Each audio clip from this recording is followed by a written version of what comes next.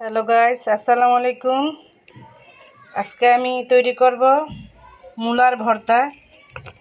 এখানে একটা মূলা নিয়েছি, গ্রেনেডার দিয়ে গ্রেড করব।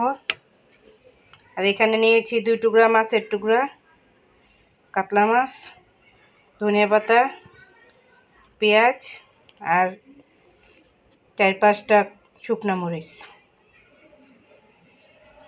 এখন মূলাটাকে গ্রেনেড করব।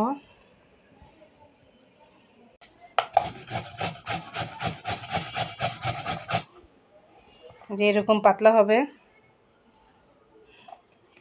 গ্রেনেড করা শেষ। এখন পানিগুলো আলাদা করব চিপড়ায়া। এই যে এভাবে চিপড়ায়া সবগুলো পানি আলাদা করব।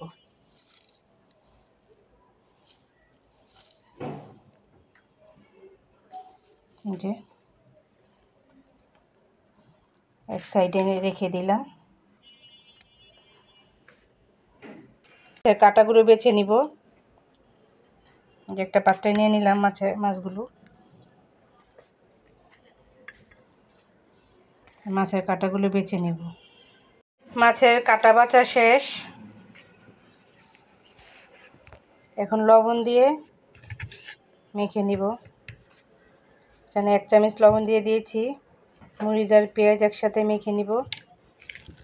কিছুটা নরম করে নিব পেঁয়াজটা।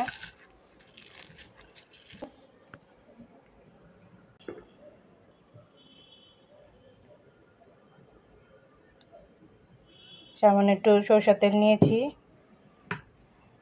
এখন মেখে নিব।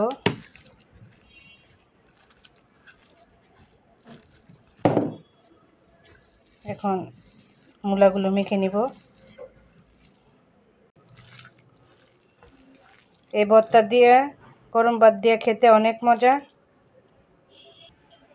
তৈরি হয়ে গেল মূলার ভর্তা, ঝটপট মূলার ভর্তা। এই ভর্তাটা গরম গরম ভাত দিয়ে খেতে অনেক মজা। বাসায় ট্রাই করে দেখবেন,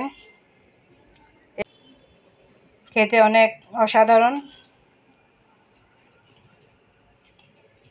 আজকের মতো এই পর্যন্ত। আল্লাহ হাফেজ।